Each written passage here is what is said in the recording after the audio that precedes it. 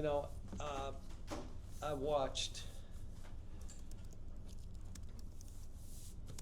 LSU's last two games. I watched their win at South Carolina and how they played and how physical and how they guarded. I watched their Georgia game where they were up 15 and had a chance to win the game here, the last two games. We played really good today. Like we really played good. We've had other games where we've really played bad. It just wasn't this game. So this is more about us than it was about LSU. Yes. You guys, obviously you hold them to 30% shooting from the field and then 30% shooting from the field and then 14% from the perimeter. I guess just defensively, what was the game plan and what just kind of worked for you guys there? We were so bad defensively 2-3 weeks ago that some of the stuff is going back to the basics of how my teams have guarded in the past. And so we had to do some different things in pick and roll. We had to do some different things on the pickup point. We had to do some different things on how we presented ourselves defensively. And we've just been working on it. Rebounding, again, you know, we just got to keep getting better. And some of it is just get the ball. You know, it's got to mean something more than your offense, getting that ball. But that's made a difference in what we're doing. But, you know, we go from here, we got 7 games, we could lose all 7. We could lose all 7. They're all the top of our league. And now we'll see if we're getting better and maybe we get healthy now. Malik had to get 4 stitches, Ewan. So he has till Saturday. At least he's got time. Hopefully he'll be all right. And then you guys are obviously a big paint touch team, 64 points in the paint. I guess just what was working for you there, just getting the ball in? Well, and, Malik, or Darius Acuff was really good. Like, and when you look at what he did, he was 1 for 4 from the 3, which meant either a mid-level shot, which I like him to shoot because he can make them, or he shot layups. And then, you know, Malik Thomas, again, you know, those two were 2 for 8. And that's why I'm trying to tell them, you don't have to live and die with threes. You're going to have bad nights, but do all the other stuff. Those two have to keep defending better for us to be any good. Was that a lot of layups for your team? I'm just telling you, our 2-point field goal percentage is almost 60%, which means that's making 40% of your threes, which would be top in the country. So then I say, well, if we're that good shooting 2s, why wouldn't we shoot mostly 2s? Well, that's not the way the game is. No. You know, and then there are times where we'll make 3s and we'll shoot more. But today we shot 25% from the 3. We shot 12. Last game we shot 22 because of how they were playing us. Yeah, for Trevin to fill the stat sheet the past 2 games like he has. He doesn't want to come out. I mean, like he would have stayed in it the last 3 minutes. Like he said, "Are you taking me out?" Yeah. How about you come out for a minute? I've coached 5 and 6 guys before, and those teams become such good teams. They know they can't foul.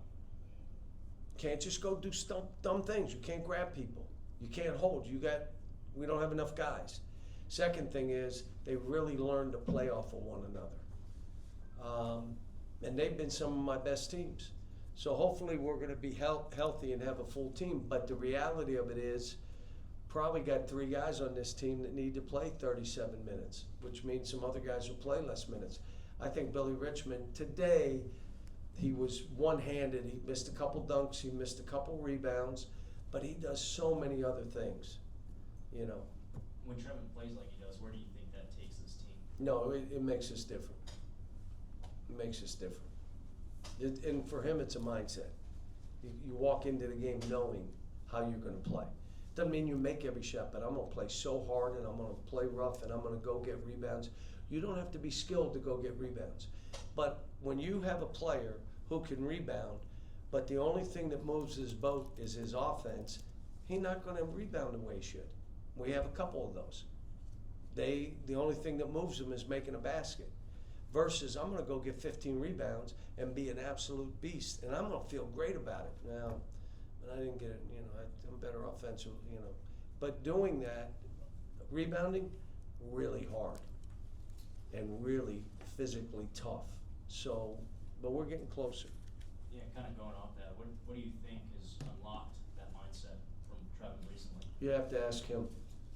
We're doing a lot of things where I'm giving him different articles to the whole team, different things about mindset, about the last thing I gave him is about creating magic for yourself. And part of it was, you are the magic. Do you choose to be the magic? And taking care of yourself, and the whole game, the whole day is about getting ready to play a basketball game. It's not how I sleep or playing video games. When it's a game day, it's all based on, if I need to get an hour rest, I will. But I'm not sleeping 3 hours, so I'm sluggish in the game, because the whole point of the day is to get ready to play. They're getting better. Coach, with some of those moments in the first half where it seemed like LSU made a basket to get some momentum back and you all shut it down within about 10 seconds, how did that speak to your team's performance tonight? We have been, the issue we've had this year at times, we exchange baskets. We had that lead. You guys got it to 11, and all of a sudden we make a three, make a thing, and all of a sudden I look up at 17. But they're probably better offensive teams than us. But our offense, we're probably top 10. I'm more concerned, how do I get us that we take unbelievable pride defensively, every guy, that I'm not going to stop. If I think I'm stopping, I'm going to sub myself. I'm going to get myself out of the game, because I'm not going to do it to my team. We just got to get there. I've had some of the best defensive teams in the country. This team, because they block shots, if we'll not take crazy chances, don't gamble. You don't need to gamble. The only gamble is on cross-court passes. That means you're in, steal it, go dunk it. But short of that, you're not reaching in, you're not grabbing. We don't need to play that way. Thanks, Coach. One more, just with Darius, I think he's at 9 SEC games now where he scored 20 or more. How is his production matching kind of what you envisioned for him at this point? Well, the biggest thing that I've had to have him and Malik do is, you're not bouncing it 15 times and shooting it. Why? Because it's not how you play. If you don't have a play to make, pass it. If you're out there, you're not going to dance, take 7 bounces and shoot. And the reason is, take the most shots. So respect your teammates. If you don't have something, give it up. And they're great kids. I called Darius in my office the other day, and I go, I'm on you pretty hard.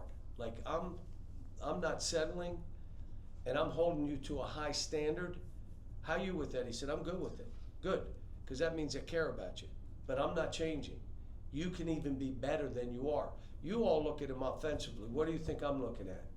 Defensively. The other one, rebound the ball. Like, if you can run and dunk the ball, that means you can jump rim high. We'll go rebound. And so, holding he and Malik Thomas to high standards, it's what I've done with my players in the past, especially the most talented. And I'm always hardest on my best players, because then it's easy to coach everybody else.